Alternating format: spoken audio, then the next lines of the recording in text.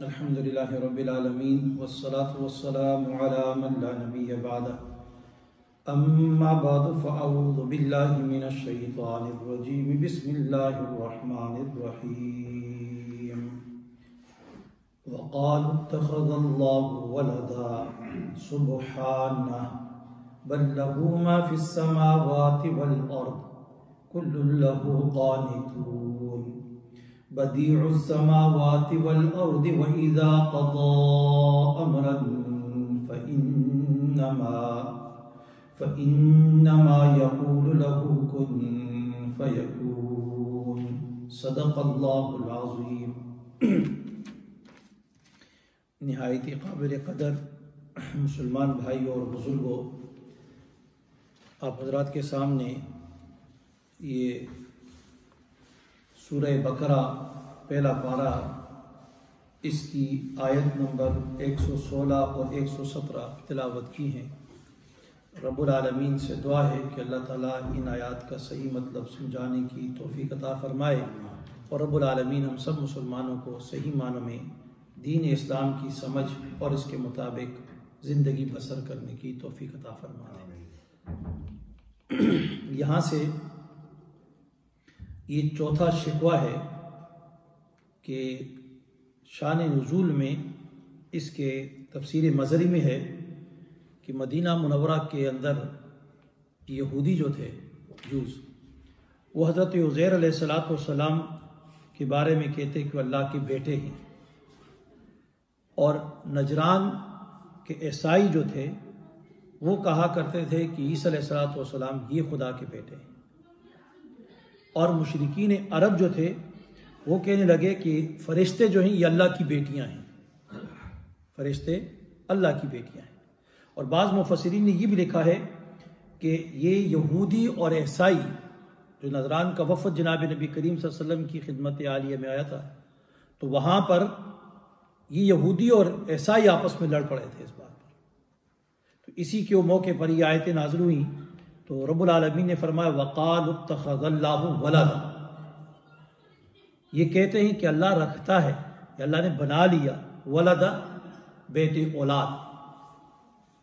تو تفسیر جواہر القرآن میں ہے، وہ فرماتے ہیں کہ یہ جو لفظ ہے نا وَقَالُوا اتَّخَذَ اللَّهُ، وہ کہتے ہیں وَقَالُوا اتَّخَذَ اللَّهُ، اب یہ اتَّخَذَ اللَّهُ جو لفظ ہے، اس سے اس بات کی طرف اشارہ ہوتا ہے کہ یہ لوگ، یعنی عیسائی بھی اور یہودی بھی اور مشرکین عرب بھی، حقیقت میں ان کو خدا کا بیٹا نہیں مانتے تھے، حقیقت میں خدا کا بیٹا یا خدا کی اولاد ان کو نہیں مانتے تھے، بلکہ ان کا مطلب یہ تھا کہ یہ اللہ رب العالمین کے اس قدر پیارے ہیں، اللہ کے اس قدر پیارے ہیں کہ اللہ رب العالمین نے ان کو اپنا بیٹا بنا دیا، ان کو اپنا اولاد بنا دیا، بیٹے بنا دیے۔ اور یہاں بیٹے اور بیٹیوں سے مراد کیا ہے؟ نائب، مختار، یعنی ان کے پاس اتھارٹی اللہ تعالیٰ نے ان کو دے دی، ان کو اختیار دے دیا، اس طریقے سے ان کو سلیکٹ کر لیا اللہ تعالیٰ نے۔ تو آگے یہ پھر تفسیر جواہر القرآن میں ہے، وہ فرماتے ہیں کہ جس طرح بیٹا اپنے باپ کا نائب ہوتا ہے، اسی طرح اللہ تعالیٰ نے اپنے برگزیدہ، یعنی کلوز جتنے بھی اللہ تعالیٰ کے لوگ ہوتے ہیں، جس طرح انبیاء ہیں، عیسیٰ علیہ السلام ہو گئے، عزیر علیہ السلام، تو ان کو اختیارات دے کر اللہ رب العالمین نے اپنا نائب بنا کر بھیجا ہے، ان کے پاس اختیار ہے، اور اب وہ اللہ رب العالمین کے اختیارات میں سے غیب کی باتیں ہوں یا لوگوں کی حاجت روائی ہے، مشکل کشائی ہے، لوگوں کو کوئی تکلیف ہے، اس تکلیف کو دور کرنا، ان کی ضرورتوں کو پورا کرنا، ان کی جتنی بھی نیڈز ہیں اس کو فلفل کرنا، یہ جو ہے ان کے پاس اتھارٹی اور پاور ہے۔ اس لیے اللہ تعالیٰ کو، عیسیٰ علیہ السلام کو اور عزیر علیہ السلام کو، وہ اس کھاتے میں وہ اللہ کا بیٹا کہا کرتے تھے۔ تو اللہ رب العالمین نے اس کے جواب میں کہا سبحان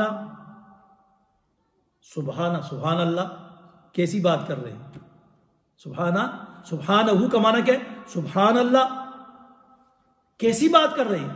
ایک محمل سی بات کہ اللہ رب العالمین وہ عیسیٰ علیہ السلام کو، عزیر علیہ السلام کو، فرشتوں کو یہ بیٹے اور بیٹیاں بناتا ہے؟ کیسی باتیں کر رہے ہیں؟ حضرت حکیم الامت حضرت تھانوی رحمۃ اللہ علیہ وہ فرماتے ہیں کہ اللہ تعالیٰ کے لیے اولاد کا ہونا یہ عقلاً ممکن نہیں ہے، یہ بالکل اس کا امکان ہی نہیں ہے کہ اللہ تعالیٰ کی اولاد ہو سکے۔ کیا ہو؟ دو وجہ ہے۔ فرمایا اس لیے کہ اولاد کا ہونا یہ دو وجہ سے خالی نہیں ہوگا، یا تو اولاد ہوگی اللہ رب العالمین کی اس کی جنس سے، اسی کی جنس سے، یعنی جیسا اللہ ہے ویسی اس کی اولاد جنس کی، تو یا غیر جنس کی ہوگی، کوئی دوسری مخلوق ہوگی، جس طرح عیسیٰ علیہ السلام کو اولاد کی نسبت کر رہی۔ تو فرمایا یہ دونوں صورتیں ناممکن ہیں۔ اگر جنس کے اعتبار سے کہو کہ خدا اپنی جنس سے، اس کی کوئی جنس ہے اللہ کی، تو بیٹا ہے، تو تب تو فرمایا کہ یہ جو ہے اللہ کے لیے ممکن نہیں ہے۔ کیوں؟ اس لیے کہ پھر اس کا جز ماننا پڑے گا اللہ کا، اور اللہ رب العالمین جز سے کیا ہے؟ پاک ہے، اللہ کا کوئی جز نہیں ہے۔ اب جس طرح مثال کے طور پر میرا بیٹا ہے تو میرا حصہ ہے، میرا جز ہے، تو میری جنس ہے، تو اللہ رب العالمین ان تمام چیزوں سے کیا ہے؟ وہ پاک ہے۔ اگر غیر جنس سے ہو، کوئی دوسری جنس ہو، تو یہ عیب ہے، یہ عیب ہے کہ اگر کسی انسان کی اولاد جنات میں سے آ جائے یا کوئی اور مخلوق بن کے آ جائے تو یہ کیا ہو گیا؟ اس کے لیے عیب ہوتا ہے، اور اللہ رب العالمین تمام عیوب سے کیا ہے؟ پاک ہے۔ سبحانہ، اللہ سارے عیوب سے کیا ہے؟ پاک ہے۔ اللہ جز سے، سبحانہ، اس کا جز ہونے سے بھی کیا ہے؟ یہ پاک ہے۔ اس صفت کمال ہے، یہ اللہ رب العالمین کے لیے خاص ہے۔ تو آگے فرماتے ہیں، تفسیر مظہری بھی ہے کہ سبحانہ اس میں اللہ رب العالمین کی پاکی بیان کی گئی ہے اور تنزیہ بیان کی گئی ہے کہ میں پاکی بیان کرتا ہوں اللہ کو۔ کیوں؟ فرمایا اس لیے کہ اللہ رب العالمین جو یہاں پر ولادت ہے یہ تقاضا کرتی ہے کس چیز کا؟ کہ مولود جو بچہ پیدا ہوا ہے یا اولاد جو ہے اس میں اور باپ میں آپس میں مشابہت پائی جائے، ایک ہی جنس ہو یا مشابہت پائی جاتی ہو، اس کی بھی آنکھیں، ہاتھ جس طرح انسان کے ہیں اسی طرح اللہ رب العالمین کے لیے بھی ماننا پڑیں گے۔ تو فرماتے ہیں کہ یہ جو چیز ہے یہ اللہ رب العالمین کے لیے یہ چیز کیا ہے؟ مناسب نہیں ہے۔ اللہ اس طریقے سے مشابہت سے اللہ رب العالمین کی ذات پاک ہے، تو اس لیے رب العالمین نے یہ جملہ کہا سبحانہ، اللہ رب العالمین ان تمام مشابہات سے کیا ہے؟ وہ پاک ہے، اس کا کوئی بھی لیس کمثلہ شیء، اس جیسا کوئی دنیا میں نہیں ہے۔ آگے فرمایا تفسیر بغوی میں علامہ بغوی رحمۃ اللہ علیہ ایک روایت نقل کرتے ہیں، حدیث بیان کرتے ہیں۔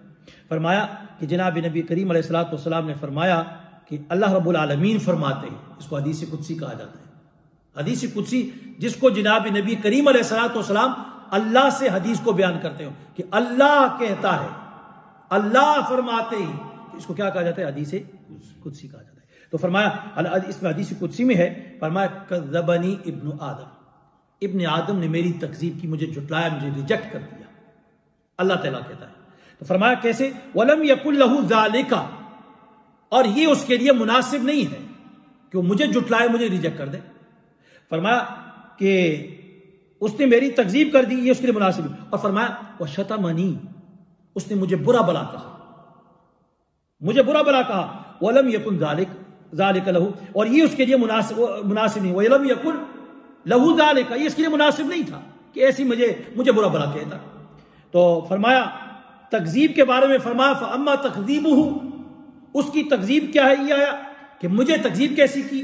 فرمایا کہ فَزَعِمَ، اس نے گمان کیا کہ انی لا اقدر، کہ میں قدرت نہیں رکھتا، کس بات کے اوپر؟ ان اعیدہ کما کانا، کہ میں اس کو دوبارہ زندہ کروں گا، دوبارہ حیات دوں گا، دوبارہ اس کے اندر لائف کو دوبارہ لاؤں گا، اس کو دوبارہ انسان بناؤں گا مرنے کے بعد، جب وہ مٹی ہو جائے گا۔ تو اب یہ کہتا ہے کہ دوبارہ نہیں اٹھایا جائے گا، مجھے نہیں پیدا کیا جائے گا۔ تو اس نے میری تکذیب کی، حالانکہ میں تو قادر ہوں، میں تو کر سکتا ہوں نا، اللہ کہتے ہیں. تو اس نے تکذیب کر دی. اور دوسرا فرمایا وَأَمَّا شَتَمَهُ، اس کی تکذیب کرنا میرے لیے کیا ہے؟ اس نے میری تکذیب اس طرح کی فَقَوْلُهُ لِي وَلَدٌ، کہ اس نے کہا کہ میری اولاد ہے. اس نے میرے لیے کیا ہے؟ اولاد کو ثابت کر دیا. پھر آگے اللہ رب العالمین فرماتے ہیں فَسُبْحَانِي، میری ذات تو پاک ہے. کتنا پیارا لفظ ہے فَسُبْحَانِي، میری ذات کیا ہے؟ پاک ہے. فرمایا ان اتخذ صاحبۃ او ولدا، کہ میں اپنے لیے کسی کو بیوی بناؤں یا کسی کو بیٹا بناؤں، میں اس ساری چیز سے کیا ہوں؟ پاک ہے میری ذات. آگے تفسیر مظری میں ہے کہ اسی طرح اسی روایت کے آگے دوسرا حصہ بیان کیا. فرمایا جھٹلانا، تکذیب کرنا، ریجیکٹ کرنا. وہ کیا ہے؟ وہ کہ اللہ تعالیٰ مجھے دوبارہ بندہ کہتا ہے کہ مجھے دوبارہ پیدا نہیں کرے گا، پیدا نہیں کرے گا ویسا جیسا اول بار پیدا کیا ہے. تو فرمایا حالانکہ پہلی دفعہ پیدا کرنا دوبارہ پیدا کرنے سے کیا ہے؟ آسان نہیں.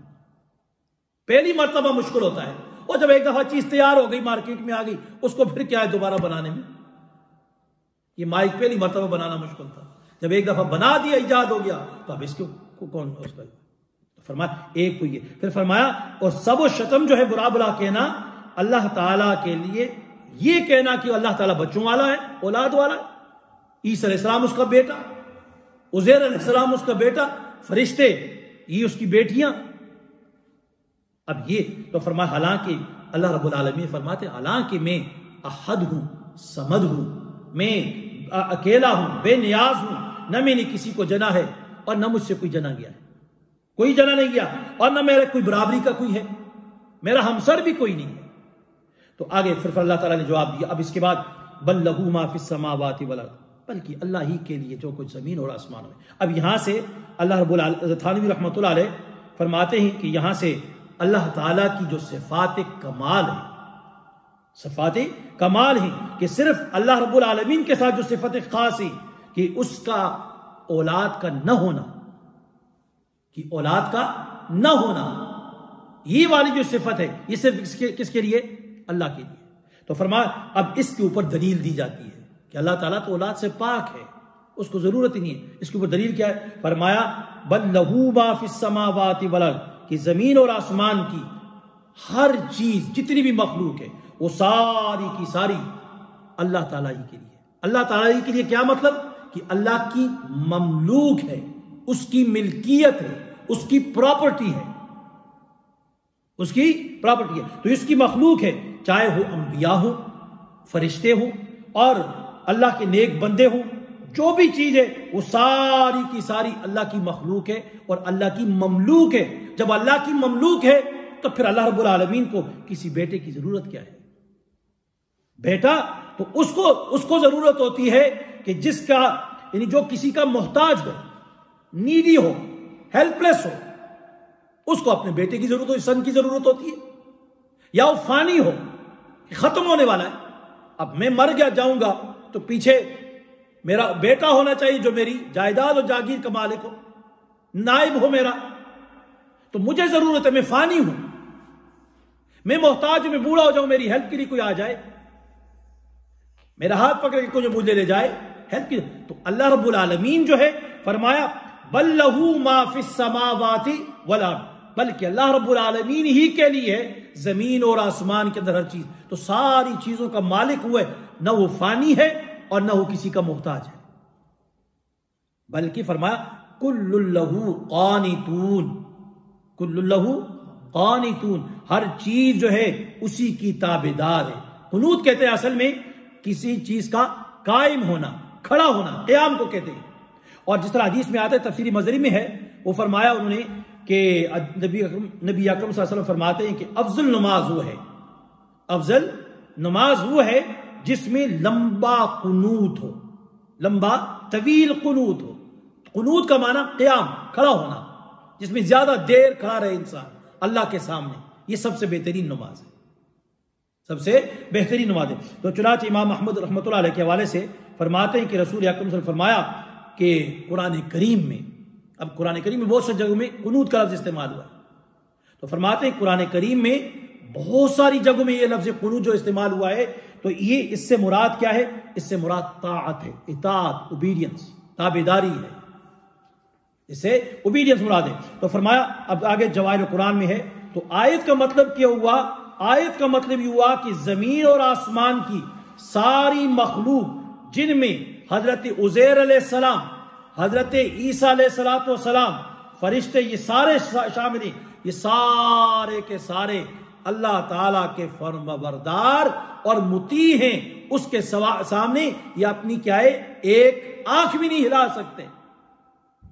یہ سارے کے سارے کیا ہے، انہی کے محتاج ہیں. تو اس کی یہ سارے کے سارے افراد اس کی اللہ رب العالمین کی ربوبیت کا اقرار کرنے والے ہیں اور اس کے سامنے جھکنے والے ہیں اور اسی کو اپنا مختار بھی سمجھتے ہیں اور اپنا مالک بھی سمجھتے ہیں. پھر آگے دوسری دلیل فرمایا بدیع السماوات والارض، بدیع السماوات والارض، کہ اللہ رب العالمین وہ ہے جو زمین اور آسمان کو بدیع، موجود ہے، اس کا پیدا کرنے والا ہے.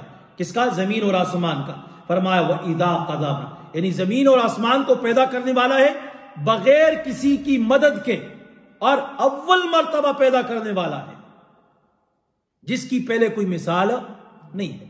اب ایسا آسمان، پہلے کہیں مثال آپ کو ملتی ہے آسمان کی؟ زمین کی پہلے کہیں مثال، ایگزامپل آپ کو ملتی ہے؟ تو یہ پیدا کرنے والا کون ہے؟ اللہ. تو بغیر کسی سابقہ مثال کے. آگے فرمایا وَإِذَا قَضَى أَمْرًا فَإِنَّمَا يَقُولُ لَهُ كُن فَيَكُونُ وَإِذَا قَضَى، اور جب وہ کسی بات کا ارادہ کرتا ہے، قضا کا معنی ارادہ کرنا، اور جب کبھی ارادہ کرتا ہے کسی کام کا تو فرمایا ارادش اذا قضا امرا فانما، سو کہتا ہے، یقول لہو، اسے کہتا ہے کن، ہو جا، فیکون، ہو جاتا ہے. اب یہاں مفسرین فرماتا ہے کن کا جو لفظ کہا نا، تو کن سے مراد ہوتا ہے سرعت، جلدی. اتنا جلدی ہو جاتا ہے کہ اللہ رب العالمین چیز کو کہتا نہیں ہے بلکہ اس کا ارادہ کرتا ہے. ارادہ کرتا ہے تو وہ چیز کیا ہو جاتی ہے؟ وجود میں آ جاتی ہے. اتنی تیزی کے ساتھ اس کا اختیار چلتا ہے کہ جب وہ کسی چیز کا ارادہ کرتا ہے تو فیکون، وہ چیز کیا ہو جاتی ہے؟ ہو جاتی ہے. تو فرمایا بدیع السماوات والارض، پیدا کرنے والا ہے آسمان اور زمین کا. وَإِذَا قَضَى أَمْرًا، اور جب ارادہ کرتا ہے، حکم کرتا ہے امرن کسی چیز کا، فَإِنَّمَا يَقُولُ لَهُ، سو وہ کہتا ہے اس کو کن، ہو جا، فیکون، ہو جاتی ہے. اللہ رب العالمین سے دعا ہے کہ اللہ مجھے اور آپ سب کو مل کے آمین. الحمدللہ رب العالمین. اللہم صلی علی سیدنا محمد النبی وعلی آلہ وصحبہ وسلم تسلیما. ربنا آتنا في الدنيا حسنة وفي الآخرة حسنة وقنا عذاب النار.